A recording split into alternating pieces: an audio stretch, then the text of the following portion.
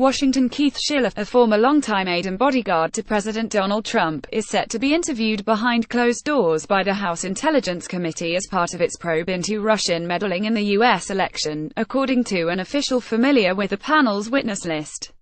Schiller is a former New York City cop who has been at Trump's side for nearly 2 decades, following him into the White House, where he served as director of Oval Office operations.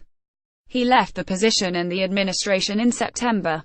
Donald Trump walks with protection officer Keith Schiller to the Oval Office photo app. He is among several witnesses the committee has recently added to its interview list, although the official did not identify others.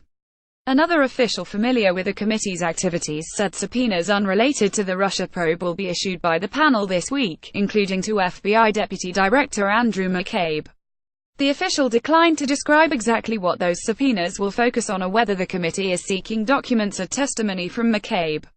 On Thursday, the House panel is scheduled to meet privately with 2 witnesses, including Carter Page, a U.S. energy consultant listed by Trump during his presidential campaign as a foreign policy advisor.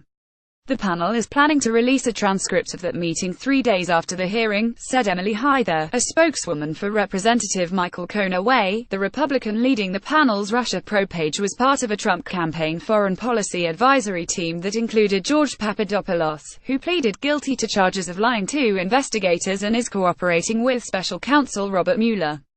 The other witness is Ike Kavaladze, a Russian-born California businessman who attended a controversial meeting at Trump Tower in June 2016 between Donald Trump Jr. and a Russian lawyer, during the height of the presidential campaign. That 2016 meeting had been set on a pretext of providing the Trump campaign incriminating information about Democrat Hillary Clinton. Scott Balber, a lawyer who represents Kavaladze, said in July that Kavaladze was sent by his boss, Aris Agalarov, to escort Russian lawyer Natalia Veselnitskaya to Fifth Avenue and act as her translator. However, Veselnitskaya already had a translator, who is regularly at her side at U.S. meetings. U.S. President Donald Trump photo app. Among those also attending were Trump's son-in-law, Jared Kushner, now a senior White House advisor, Trump's then campaign chairman Paul Manafort, and lobbyist and former Soviet counterintelligence officer Anat Akhmetshin. Kavaladze was a focus of a congressional inquiry in 2000 into alleged Russian money laundering through banks in California and New York, but was never charged. Dossier payments controversy has also resurfaced over a salacious dossier compiled during the campaign about Trump. Fusion GPS, the investigative firm that prepared the dossier, said it paid former British intelligence officer Christopher Steele $168,000 in 2016 to gather information about Trump. Fusion GPS said Wednesday that it received $1.02 million in fees and expenses from a Washington, D.C. law firm of Perkins Coie LLP, which has acknowledged being retained by the campaign of Hillary Clinton and the Democratic National Committee. A conservative website, The Free Beacon, said it also paid Fusion for research on Trump and other Republican candidates. As disclosed to Congress, Perkins Coie paid Fusion GPS $1.02 million in fees and expenses for work performed in 2016, a statement Wednesday released by Fusion GPS said. Of those expenses, Fusion paid Orbis Business Intelligence $168,000.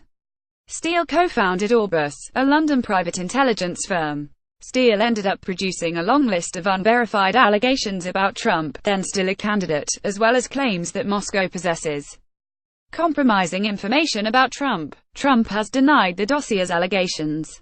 A former U.S. intelligence official, who spoke on the condition of anonymity, has told Bloomberg that the dossier didn't exist as a formal document when the FBI began its investigation in July 2016, and wouldn't have been used as the sole basis to obtain eavesdropping warrants from the Foreign Intelligence Surveillance Court. Bloomberg.